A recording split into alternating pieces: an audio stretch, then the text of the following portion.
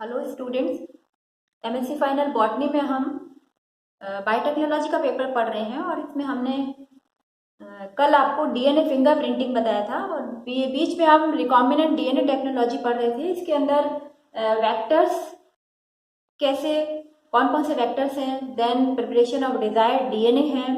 तो ये टेक्निक हमारी चल रही थी। आपका डीएनए फिंगरप्रिंटिंग जो है वो सिलेबस में आपका बीच में टॉपिक दिया हुआ है, इसलिए हमने उसको कवर कर दिया।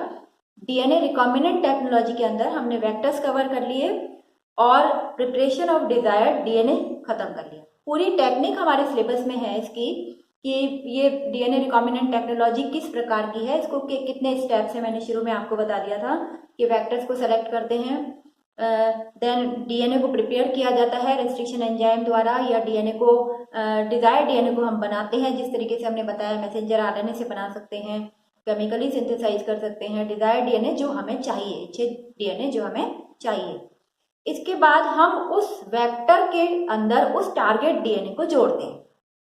तीसरा स्टेप था इसका कि insertion of desired DNA into vector DNA. तो आज हम इसको स्टडी करेंगे।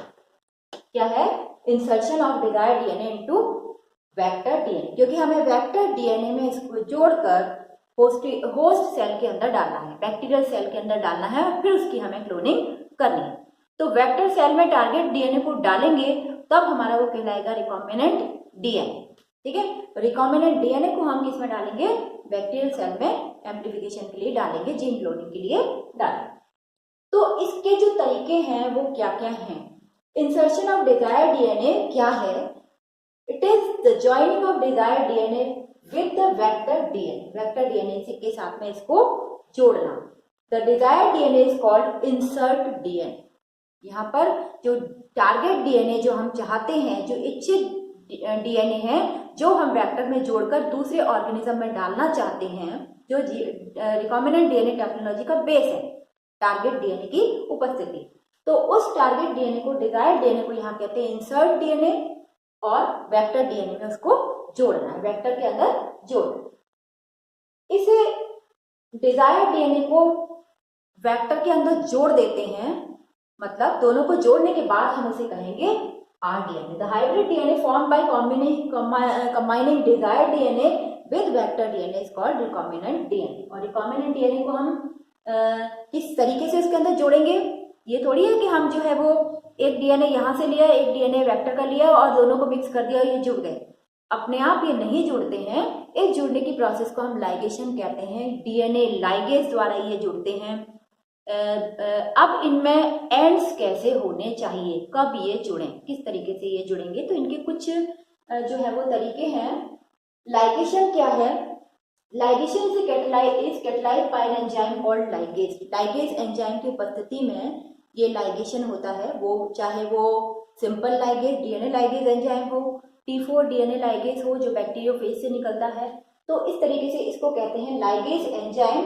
इसके मेथड्स हैं, following methods are followed to insert DNA into vector DNA. Vector DNA में टारगेट डीएनए को जोड़ने के लिए कुछ मेथड्स हैं, जैसे पहला है cohesive end ligation. Cohesive and मतलब स्टिकी एंड। जो कोहेसिव एंड्स का मतलब है स्टिकी एंड, जो कि अपने आप से जुड़ जाते हैं।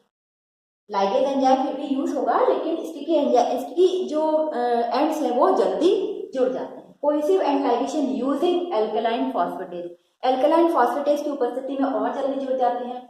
लेकिन ब्लंट एंडेड जो लाइगेशन है वो बहुत आपने देखा होगा कि ब्लंट एंड, जो हमने शुरू में आपको बताया था रेस्ट्रिक्शन एंजाइम के बताए थे कि रेस्ट्रिक्शन एंजाइम्स कुछ ऐसे होते हैं जो इनको ब्लंट एंड पर काटते हैं। किसको?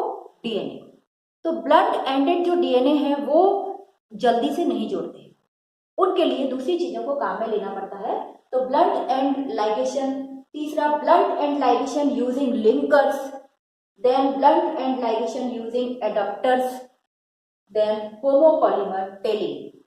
ये कुछ मेथड्स हैं जिनके द्वारा वेक्टर डीएनए को टारगेट डीएनए के अंदर जोड़ा जाता है। हम इनको वन बाय वन ले रहे हैं।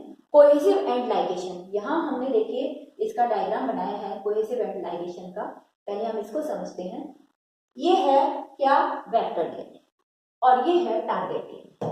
तो आप यहाँ देख रहे हैं वेक्टर डीएनए को और टारगेट डीएनए को हमने सेम रेस्ट्रिक्शन एंजाइम से काटा। किसके लिए? क्योंकि जिससे हमारे इसके दोनों के ही कोहेसिव एंड्स बने, और कोहेसिव एंड्स जानते हैं हम कि इजीली कैसे हो जाते हैं, डीएनए लाइगेज के द्वारा, क्योंकि स्टिकी होते हैं ये, अपने आप जुड़ता है। तो देखिए इको आरआई हम R1 हमने इसमें यूज किया है, किसमें?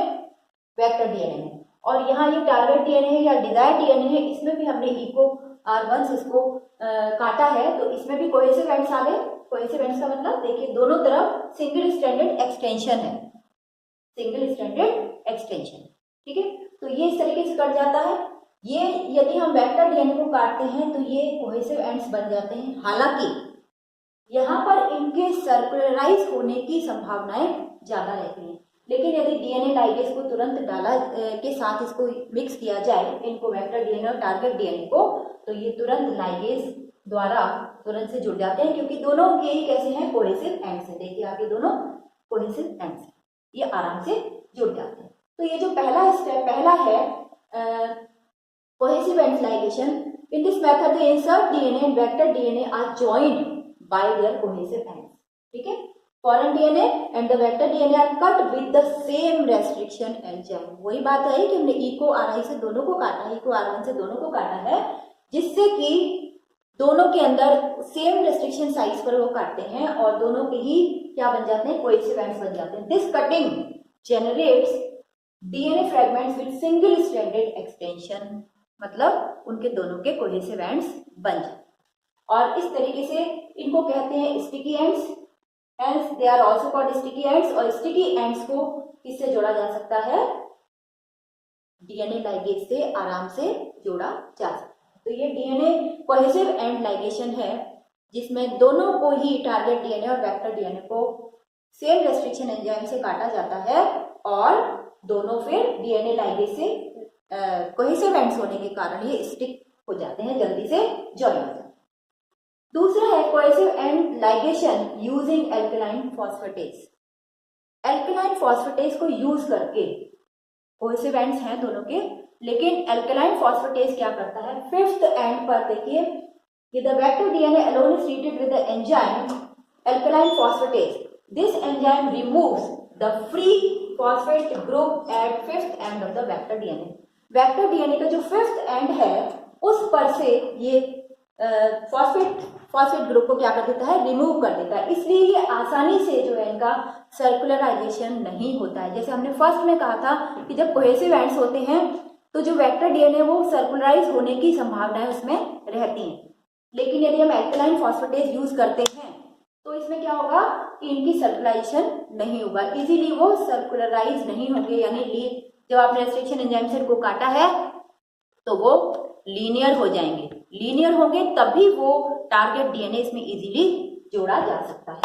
तो ये इसका है डायग्राम। देखिए इको R1 से हम काट रहे हैं इसको भी, यहाँ भी इको R1 से काट रहे हैं। कौन सा, ये वेक्टर डीएनए है, ये टारगेट डीएनए है, और यहाँ हमने इसको एल्कलाइन फॉस्फेटेज जोड़ा, यहाँ पर एल्कलाइन फॉस्फेटेज यूज किया है। तो फिफ्थ एंड पर इसका जो फॉस्फेट ग्रुप है वो रिमूव हो गया, और अब इसके क्योंकि कोहेसिव एंड थे सर्कुलराइज होने की पॉसिबिलिटीज कम हो जाती हैं, और इसका यहाँ पर क्योंकि हमने ये भी इको R1 से काटा है, इसके भी कोहेसिव एंड्स हैं और ये दोनों आपस में बड़े आराम से जुड़ जाते हैं, ठीक है। तो ये जो हमने एल्कलाइन फॉस्फेटेज यूज किया है वो किस लिए, कि फिफ्थ एंड पर जो फॉस्फेट ग्रुप है उसको रिमूव कर दिया जाए और वेक्टर डीएनए लीनियर बना रहे। लीनियर बना रहेगा तभी ये जो लीनियर कोहेसिव एंड वाला टारगेट डीएनए है वो इजीली इससे जुड़ जाएगा। किसके द्वारा, एंजाइम लाइगेज के द्वारा। थर्ड जो हम लिख रहे हैं बता रहे हैं आपको blunt end ligation. Blunt end ligation क्या होता है, ब्लंट एंड का मतलब है जिनमें कोहेसिव एंड्स ना हो, स्टिकी एंड्स नहीं हो। तो ऐसे जो टारगेट डीएनए और वेक्टर डीएनए है, यदि दोनों ही इस प्रकार के हैं, यहाँ डायग्राम देखिए आप, ये अपना वेक्टर डीएनए है, ये जीनोमिक डीएनए है जो टारगेट डीएनए हम कह सकते हैं। टारगेट डीएनए का मतलब डिजायर्ड डीएनए। अब इनको हम यदि काटते हैं तो देखिए इनके एंड आते हैं ब्लंट एंड, अपने को दिख रहे हैं, यहाँ पर कोहेसिव एंड्स नहीं है, ये भी ब्लंट एंड वाला है और ये भी ब्लंट एंड वाला है, मतलब सीधे कट वाला है। ठीक है। इनका लाइगेशन कैसे हो, तो इनको एक T4 डीएनए लाइगेज के द्वारा ब्लंट एंडेड डीएनए को जोड़ा जा सकता है। तो इन दोनों को डालते हैं, मिक्स करते हैं, T4 डीएनए लाइगेज भी उसके साथ मिक्स किया जाता है और इजीली ये देखिए recombinant DNA, vector DNA plus target DNA, vector DNA और इंसर्ट डीएनए। इंसर्ट डीएनए क्या है, डिजायर्ड डीएनए या हमारा टारगेट डीएनए, जो इच्छित जीन है, इच्छित डीएनए है जो हम जोड़ना चाहते हैं। तो ये रिकॉम्बिनेंट डीएनए इस प्रकार से बन जाए। तो ये तीसरा स्टेप है, तीसरा वाला मेथड है। इसके अंदर देखिए आप T4 डीएनए लाइगेज यूज किया जाता है। The blunt ended DNA have no sticky ends, ठीक। The blunt ended desired DNA is joined with blunt ended linearised vector DNA. इनको हम किससे जोड़े, T4 डीएनए लाइगेज से जोड़ दें। ये एंजाइम करता क्या है, covalently links blunt end of 2 DNA, 2 phosphodiester bond बनाता है उन दोनों के बीच में, जिससे ये लिंक हो जाते हैं, ज्वाइन हो जाते हैं, ठीक है। तो कोई भी 2 ब्लंट एंडेड जो है वो डीएनए को किससे जोड़ा जा सकता है, T4 डीएनए लाइगेज से जोड़ा जा सकता है। तो ये हमारा T4 डीएनए लाइगेज के द्वारा ब्लंट एंडेड जो डीएनए है दोनों, ये दोनों जुड़ जाते हैं। अब ब्लंट एंडेड डीएनए को हम T4 डीएनए लाइगेज के साथ जोड़ने के साथ साथ लिंकर्स से भी जोड़ सकते हैं, एडेप्टर्स से भी जोड़ सकते हैं। इसकी कई प्रोसेस है। देखिए कोहेसिव एंड्स वाले तो क्या होते हैं, इजीली जुड़ जाते हैं। कोहेसिव एंड्स वाले तो खुद भी जुड़ जाते हैं, लेकिन उनकी सर्कुलराइजेशन की पॉसिबिलिटी रहती है। तो दूसरे स्टेप में हमने क्या किया, दूसरे मेथड में क्या किया, एल्केलाइन फॉस्फेटेज यूज किया, जिससे वो सर्कुलराइज नहीं होगी। ब्लंट एंडेड वाले हम कैसे कर सकते हैं, T4 डीएनए लाइगेज से कर सकते हैं। चौथा जो हमारा मेथड है वो है blunt ended joining blunt ended DNAs using linkers. ये लिंकर्स क्या करते हैं, the linker is short piece of synthesised double standard DNA. Double standard DNA का शॉर्ट पीस है, जिसमें क्या है, यूनिक साइट फॉर वन और मोर रेस्ट्रिक्शन एंजाइम्स, एक या अधिक रेस्ट्रिक्शन एंजाइम की यूनिक साइट्स हैं, और it is a blunt ended molecule and it eats cohesive ends. कब, while cutting it with a suitable restriction enzyme. ये जब रेस्ट्रिक्शन एंजाइम सूटेबल यूज किया जाए तो वो कैसे बना देते हैं, उनको कोहेसिव एंड वाले लिंकर्स बना देते हैं। कोहेसिव एंड वाले लिंकर कहाँ जुड़ जाए, अब ब्लंट एंडेड डीएनए पर जुड़ जाए। यहां देखिए आप इसको, ये है प्लाज्मिड यानी वेक्टर, इसको तो इको R1 से काटा है, ठीक है। ये लिंकर डीएनए द्वारा जोड़ने वाला सिस्टम बता रहे हैं। ये वेक्टर डीएनए है जिसको इको R1 से जोड़ा है, ये कोहेसिव एंड्स बन गए इसके अंदर, ठीक है। लेकिन यहाँ ये ब्लंट एंडेड टारगेट डीएनए है, यानी इसके कोहेसिव एंड्स नहीं है। तो इसमें हम क्या यूज करेंगे, सिंपल लिंकर्स यूज कर रहे हैं। ये लिंकर हैं इको R1 से जिनको काटा गया है, और T4 डीएनए लाइगेज हम जोड़ेंगे ही, क्योंकि इनको दोनों को जोड़ना। ये लिंकर हमने यहाँ लगा दिए, इको R1 से यहाँ ये लिंकर जोड़ दिए और इको R1 यहाँ पर यूज किया, यानी जो रेस्ट्रिक्शन एंजाइम है वो दोनों तरफ सेम यूज किया, यही वाला। तो अब क्या हुआ, लिंकर में देखिए कोहेसिव एंड्स बन गए। क्या है, इसलिए to form cohesive sticky end, cohesive और स्टिकी एंड।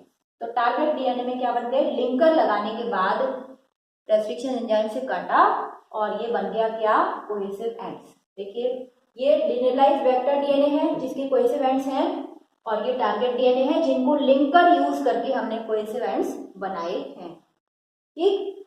अब डीएनए लाइगेज द्वारा इनको क्या बना दिया गया है, वेक्टर डीएनए में ये लिंकर डीएनए के साथ टारगेट डीएनए को जोड़ दिया गया, ये वाला डीएनए, क्योंकि इसके कोहेसिव एंड्स हो गए, इसके ऑलरेडी कोहेसिव एंड्स थे, तो ये दोनों आराम से जुड़ गए और रिकॉम्बिनेंट डीएनए इससे फॉर्म हो गया, ठीक है। तो ये 4 मेथड हो गए, blunt ended DNA ligase, blunt ended target DNA को किसे जोड़ना, लिंकर्स के थ्रू जोड़ना। और लिंकर्स के थ्रू कैसे जोड़ा है, वही रेस्ट्रिक्शन एंजाइम यूज करके पहले वो लिंकर को कोहेसिव एंड्स वाला बनाया है और फिर इनको डीएनए लाइगेज द्वारा जोड़ा गया। नेक्स्ट देखिए 5वां जो है, joining blunt ended DNA using adapters. वही तरीका है जैसे हमने लिंकर यूज किए हैं, एडेप्टर भी यूज कर सकते हैं। एडेप्टर है क्या? Adapter is a short double stranded DNA that has one blunt and and one cohesive. ठीक है, लिंकर्स में क्या थे? लिंकर्स में दोनों ही ब्लंट एंडेड थे, लेकिन उनको सेम रेस्ट्रिक्शन एंजाइम से काटकर, पहले लिंकर्स में ज्वाइन किए थे ब्लंट एंडेड टारगेट डीएनए में, देन उनको रेस्ट्रिक्शन एंजाइम से काटकर कोहेसिव एंड्स बनाए गए थे। यहाँ एडेप्टर में क्या है? एक एंड कोहेसिव है, दूसरा एंड ब्लंट है।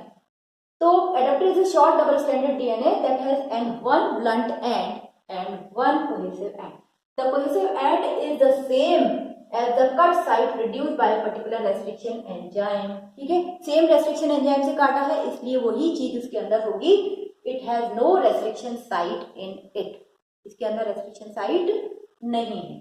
टू डिफरेंट एडेप्टर्स हमें यूज करने पड़ते हैं इसके अंदर, और T4 डीएनए लाइगेज से इसको जोड़ा जाता है। यहां देखिए, ये वेक्टर डीएनए है, इसको रेस्ट्रिक्शन एंजाइम जो यूज किया है वही रेस्ट्रिक्शन एंजाइम यहां यूज करेंगे। ठीक है, तो यहां देखिए, cut with Hind third and Bam H1, और यहाँ इस टारगेट डीएनए जो ब्लंट एंडेड है, ये जो वेक्टर डीएनए है, ये देखिए क्या कर रहा है? कोहेसिव एंड प्रोड्यूस कर रहा है। इसने क्या किया? ये वाला हिस्सा इसका निकाल दिया, ये वाला हिस्सा इसका देखिए निकाल दिया। कौन सा? इतना हिस्सा निकल गया और ये कोहेसिव एंड बन गया। एक्चुअली होता भी तो यही है कि वेक्टर डीएनए में से हम कुछ पार्ट निकालते हैं, जरूरी नहीं है नॉन कोडिंग जो सीक्वेंस है वो हम निकाल दें, उसका नॉन कोडिंग जो रीजन है, या ये कहो कि नॉन एसेंशियल रीजन जो है उसका निकाल कर उसके अंदर हम वेक्टर टारगेट डीएनए को जोड़ते हैं। तो यहाँ इसके द्वारा जो काटा गया है उसने ये सीक्वेंस निकाल दिया, कोहेसिव एंड्स इसके बन गए। और यहाँ देखिए अब ब्लंट एंडेड डीएनए जो कौन सा है? टारगेट डीएनए, इस पर हमने ये एडेप्टर्स यूज किए हैं, क्योंकि यहाँ दो रेस्ट्रिक्शन एंजाइम से काटा है, तो वही दो रेस्ट्रिक्शन एंजाइम हम यहाँ भी यूज करेंगे। और ये रेस्ट्रिक्शन साइट इसकी, ये रेस्ट्रिक्शन साइट इसकी, ये यहाँ बाम H1 इन थर्ड, और यहाँ भी दोनों वही यूज किए। कहाँ? इसके अंदर वेक्टर डीएनए को काटने के लिए, तो वही हम यहाँ यूज कर रहे हैं, ये हिंड थर्ड और बाम H1। ठीक है, और इनको हमने जोड़ दिया किससे? डीएनए लाइगेज से जोड़ दिया, और ये बन गया। देखिए अब इसकी जो साइट है, recombinant DNA H third site, वो Hind third site, Bam H1 site, ये कौन सी है? जो इधर वाली थी, और बीच में क्या जुड़ गया? इसमें टारगेट डीएनए। तो ब्लंट एंडेड टारगेट डीएनए को हम दो तरीके से जोड़ सकते हैं, तीन तरीके से जोड़ सकते हैं। T4 डीएनए लाइगेज से डायरेक्ट कोहेसिव एंड्स बनाकर, या लिंकर्स के थ्रू, या फिर एडेप्टर्स के थ्रू। तो ये हमने आज पढ़ा है क्या? Insertion of target DNA into vector DNA, ये हमने पढ़ा है। इससे आपके 5 स्टेप्स, हमने 5 तरीके 6 तरीके आपको बताए हैं, और जिसके अंदर ये सारे cohesive end ligation, cohesive end ligation using alkaline phosphatase, blunt end ligation using linkers, और blunt end ligation using adapters. Thank you.